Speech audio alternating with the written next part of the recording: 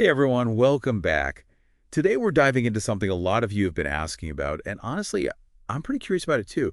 What does it actually take to become a sustainability manager? Yeah, it's a pretty hot topic right now. Definitely. And luckily, we've got RoleCatcher's in-depth guides to help us break it all down. So if you're dreaming of a career where you can, actually make a difference, this one's for you. It's more than just dreaming, though, right? This deep dive is about arming you with the actual insights you need to make it happen. Totally. So let's get right into it. RoleCatcher really gets into the weeds with what these managers actually do. Yeah, it's not as simple as just like, I love the planet, so sign me up. Right. Like, phew, where do you even start? Exactly. And that's where RoleCatcher comes in. For sure. So first things first, they paint a picture of a sustainability manager's daily life. And it's way more than just, let's plant a tree. Think about things like making sure that a company's entire operations, their processes, everything is actually sustainable. It's a huge task, yeah. Huge is an understatement. And then there's the whole working across different departments, talking to operations, marketing. Everyone's got to be on board. Absolutely, you're like the sustainability champion, getting everyone on the same page. Oh, and let's not forget about making sure the company's playing by the rules, all those environmental regulations. Compliance is key. It's not just about good intentions. It's about concrete action and meeting those standards. Totally. And that's where it gets really interesting because it's not just about checking boxes. RoleCatcher talks about this too. It's about coming up with creative solutions. Yes.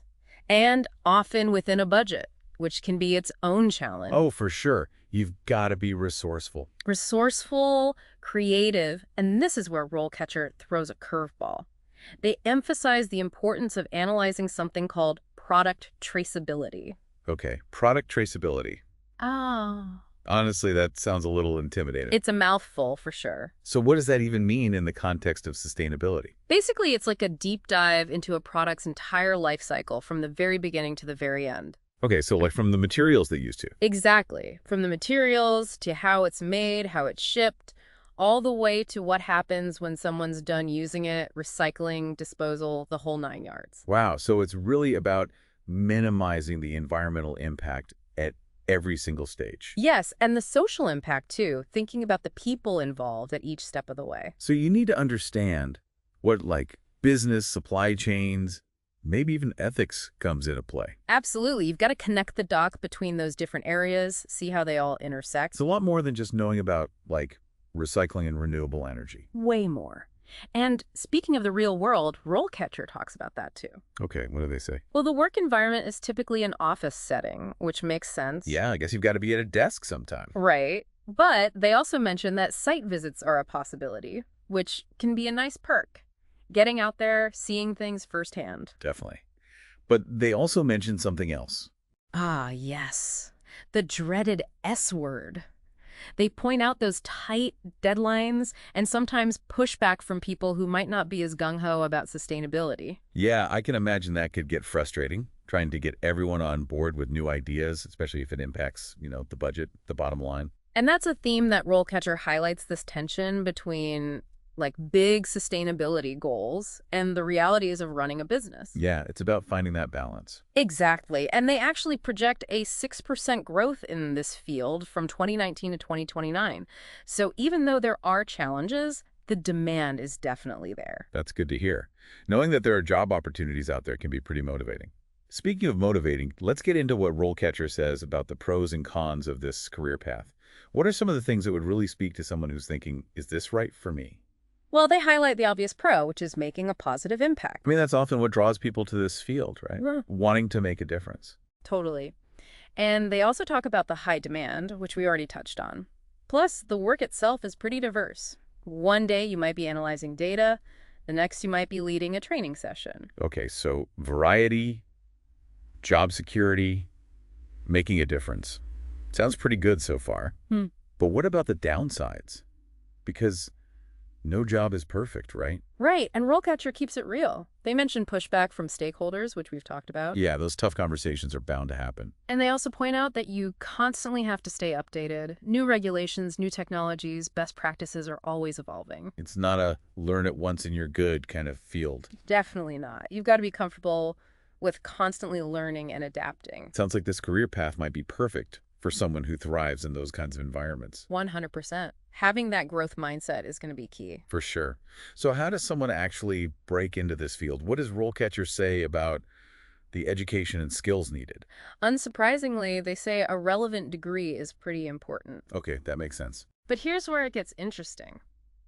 They list a surprisingly wide range of degrees that could apply. Really? Like what? Well, of course, environmental science is there, but they also list business administration, different types of engineering degrees. They even mention chemistry. Wow, chemistry. I wouldn't have thought of that. Right. It just goes to show you that sustainability really does touch so many different aspects of a business.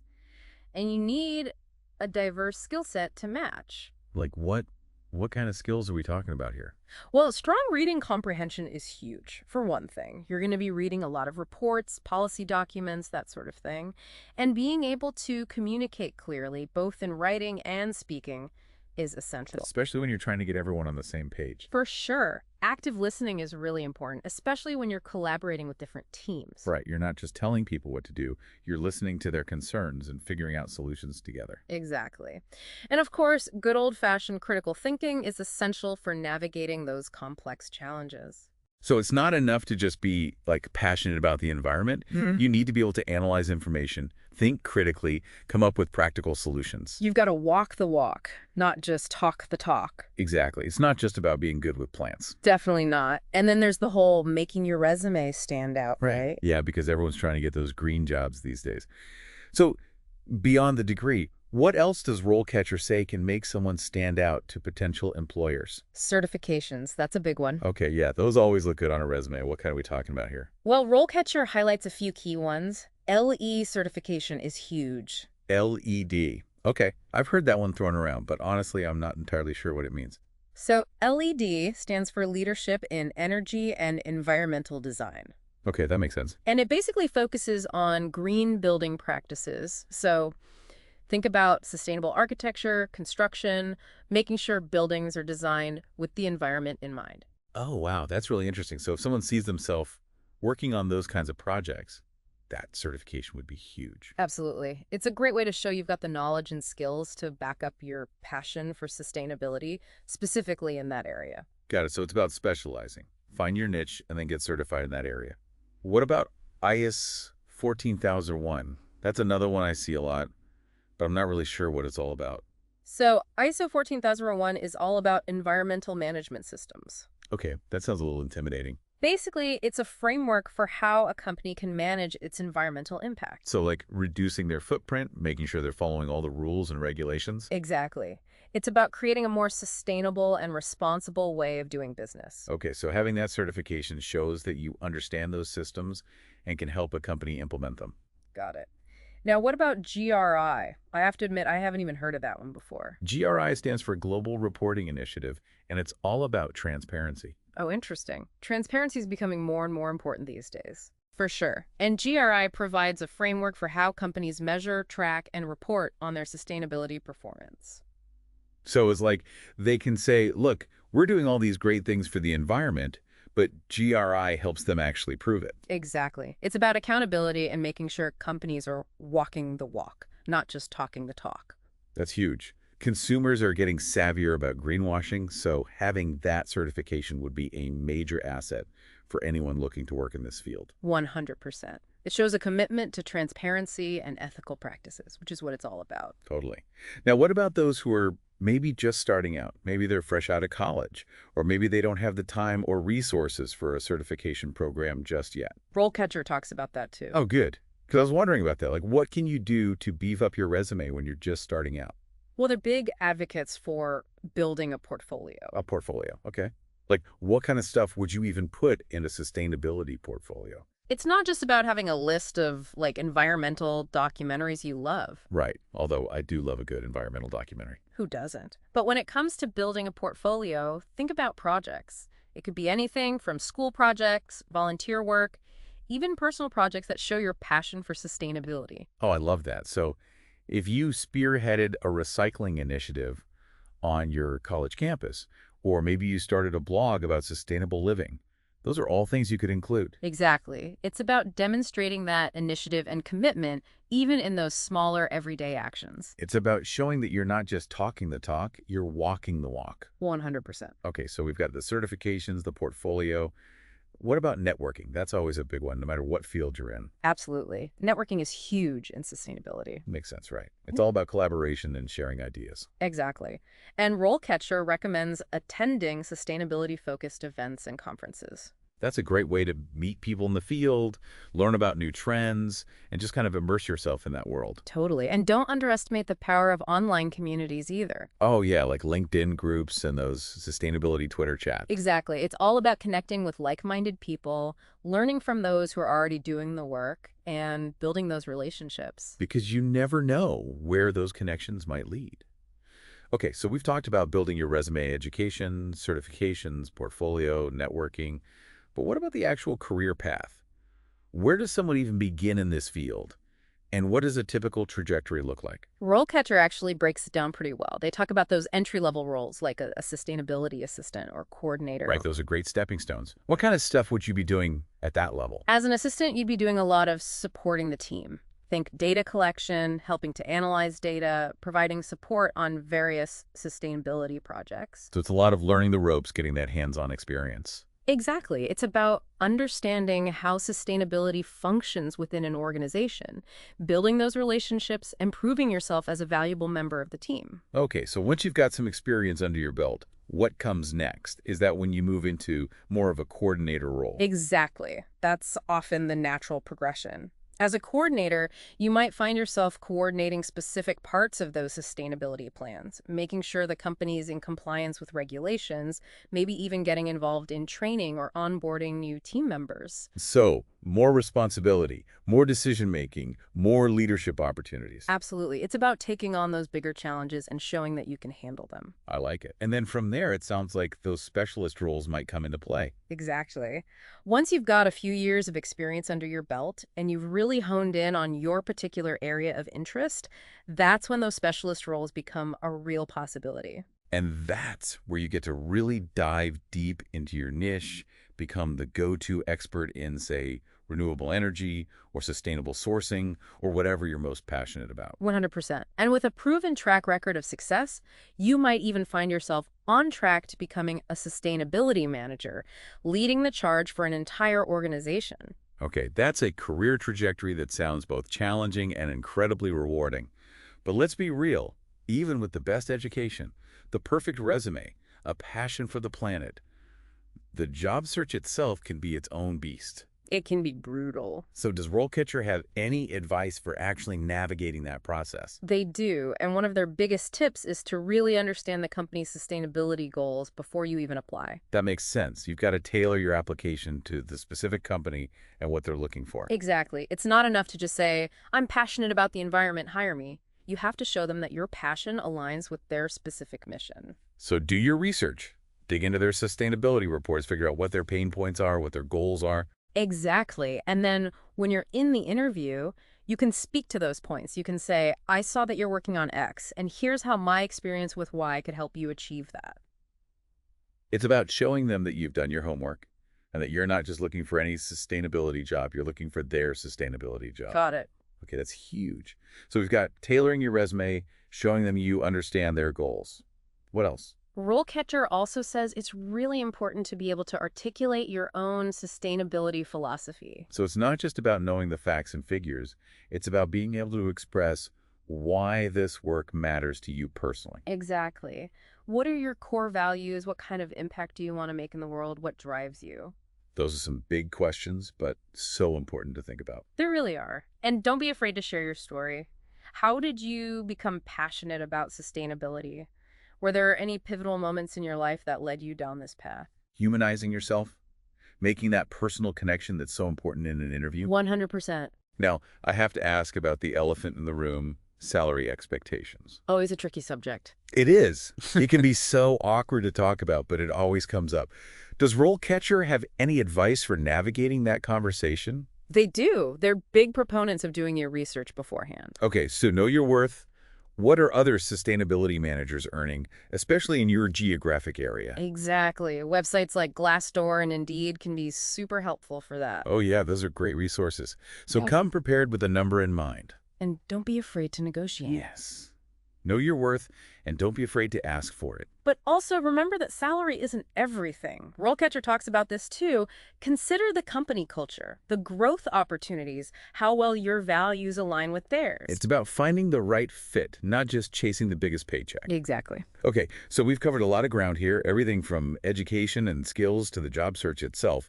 But I want to zoom out for a moment and talk about the bigger picture. Why does this field even matter?